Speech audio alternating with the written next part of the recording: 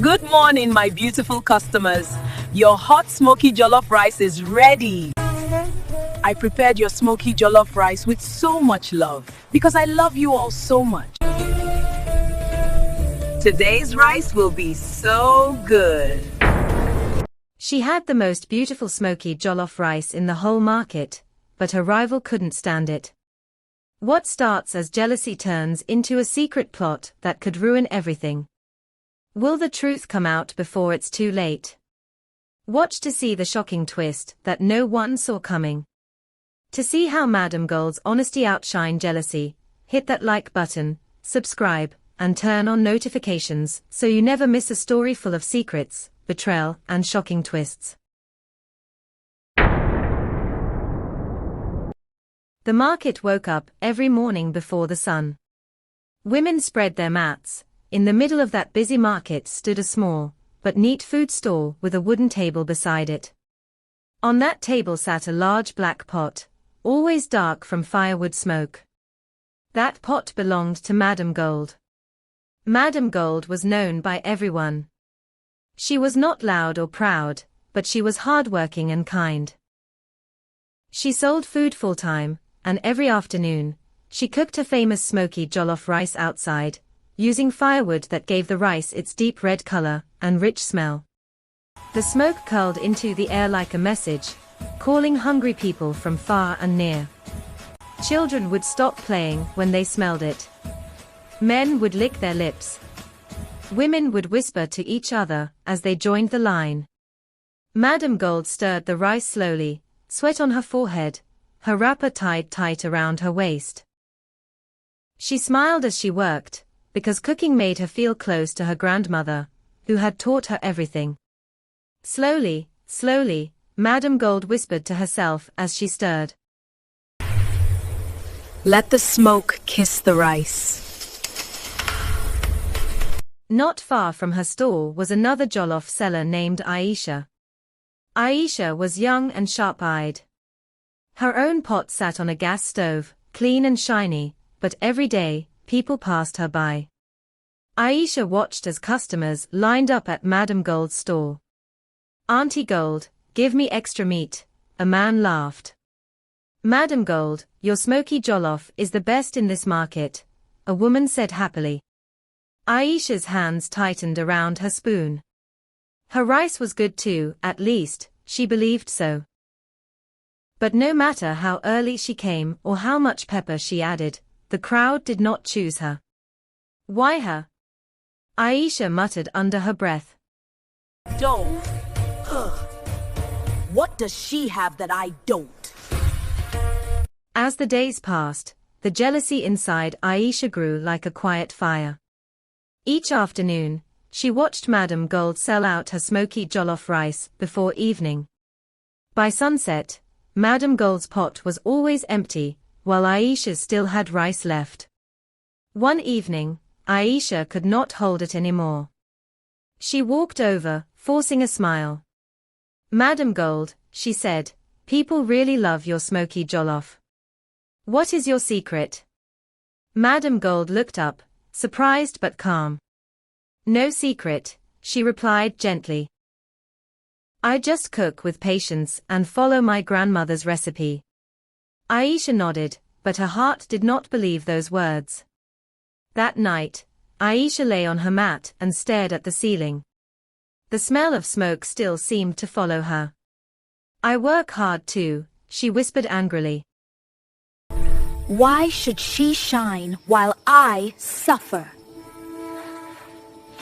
The next week, Aisha tried something new. She borrowed money to start a small snacks business, hoping people would come. But the snacks did not sell. The oil spoiled, the bread went stale, and the money finished quickly. Her anger turned bitter. Every afternoon, she watched Madam Gold's smoky jollof draw people like bees to honey. One hot day, Madam Gold stepped away from her stall to collect firewood behind her stall. The pot of smoky jollof sat bubbling gently over the firewood. The smell was strong and inviting. Aisha looked around. No one was watching. Her heart beat fast.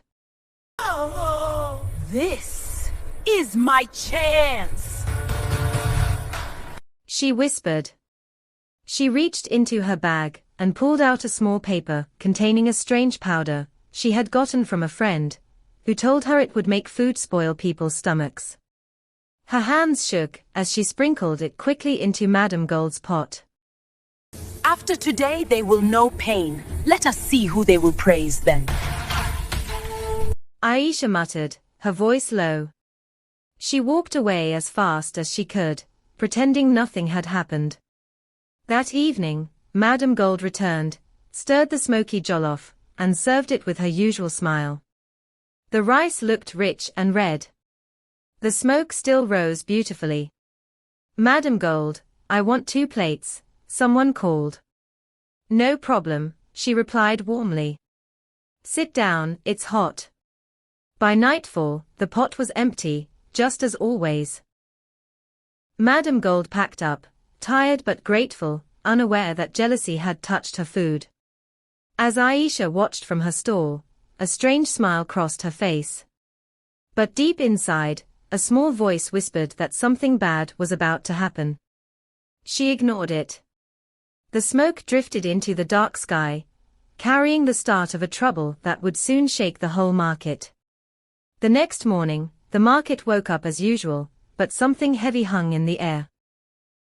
The sun rose, traders arranged their goods, and smoke soon curled upward as fires were lit. Madame Gold arrived early at her neat food stall, greeting people with her warm smile. She tied her apron, washed her hands carefully, and began preparing another pot of her famous smoky jollof rice. Madame Gold sold out early again. Her pot was empty before evening. Hungry customers, with no other choice, slowly turned toward Aisha's stall. Aisha forced a smile. Come and eat, she called out. My jollof is still hot. People hesitated, but hunger pushed them forward. They bought plates of rice and ate quietly. Not long after, cries filled the market. My stomach, someone shouted. I feel dizzy, another yelled. Panic broke out. People began vomiting openly. Some ran to the nearby clinic. Others sat on the ground, too weak to stand. Aisha stepped back, trembling. This is not possible, she murmured. What is wrong with my food? By the next morning, the market had changed. No one came to Aisha's stall. Women pulled their children away when they passed her. Don't go there, one woman warned. Her food will make you throw up. Another trader whispered loudly. That girl's stall is cursed. Aisha's chest felt tight. She sat alone behind her untouched pot of rice as flies buzzed around. Shame burned her eyes. Madame Gold watched from her stall with worry, not pride. People are suffering, she said softly to a fellow trader. This is not good. Days passed, and Aisha's business completely died. No customer came. Her rice spoiled. Her money finished. Gossip grew louder and crueler. One afternoon, Aisha could not take it anymore. With heavy steps, she walked toward Madame Gold's stall. Her head was low, her voice weak. Madame Gold, she said quietly, please, how do you do it? Madame Gold looked up, surprised. Do what? She asked gently. Your smoky jollof, Aisha said, her eyes wet. People trust you. They don't trust me anymore. Madame Gold studied her face for a moment. I cook clean food, she replied. I don't rush, and I don't cheat. Aisha swallowed hard. Please, she begged. Let me work with you. I want to learn. Madame Gold hesitated. She remembered her grandmother's words. Be careful who you allow close to your fire. Still, her heart softened. All right, Madame Gold said slowly. You can help me. Aisha's eyes widened. Thank you, she said quickly. I won't disappoint you. From that day, Aisha worked beside Madam Gold. She washed rice, cut onions, and fetched water. But while her hands worked, her eyes watched closely. She watched every step, every spice, every movement. Yet, she saw nothing strange. No powder. No charm. No evil. Only firewood smoke, red oil, blended pepper, and patience. At night, Aisha lay awake, restless. How is this possible? She whispered angrily. Why does her smoky jollof shine, while mine destroys? Her jealousy did not die. It only changed shape. And deep inside her heart, a dark decision was beginning to form. Aisha worked beside Madam Gold, but jealousy burned inside her. Each day, she watched Madam Gold cook her famous smoky jollof rice over firewood. She looked closely for secrets, special powders, strange steps, but found none. Why is her rice still better than mine? Aisha whispered bitterly. Madam Gold noticed nothing. Good food needs patience, she said gently. Love is the secret. But Aisha's heart was already dark. That evening, Aisha went to a native doctor hidden in the bush. I want to destroy her name, Aisha said. The old man warned her, evil returns to the sender. I don't care, Aisha replied, pushing money forward. The next morning, while Madam Gold stepped away, Aisha dropped a wig made of human hair into one pot of smoky jollof rice. Now people will fear her food, she muttered. But the pot burned slightly and was thrown away. Madam Gold quickly made a fresh batch of smoky jollof rice. When customers arrived, Aisha suddenly shouted. Stop! She uses human hair in her rice. People searched the food. There was nothing. You are lying, a woman shouted. Why would you want to ruin her? Another asked. Shame covered Aisha's face. The crowd walked away, angry at her lies. That night, Aisha sat alone, shaking. If lies failed, she whispered, then I will try something darker. And with that thought, she chose a path she could not return from. 2 weeks later, terrible news spread through the market. Aisha had gone mad. She talked to herself, laughed suddenly, and could not think straight. People whispered and shook their heads. Aisha cried loudly one night. Why is this happening to me? She rushed to the native doctor, shaking with fear. You said it would work, she cried. The old man sighed and replied, I warned you. Evil returns to the sender. Aisha fell to the ground. How can I be healed? She begged. The native doctor answered slowly. You must confess everything and beg Madam Gold for forgiveness. With her aunt's help, Aisha went to Madam Gold's food stall. Customers watched silently as Aisha knelt down. I am sorry, Aisha cried. I poisoned my own rice. I lied. I tried to destroy you.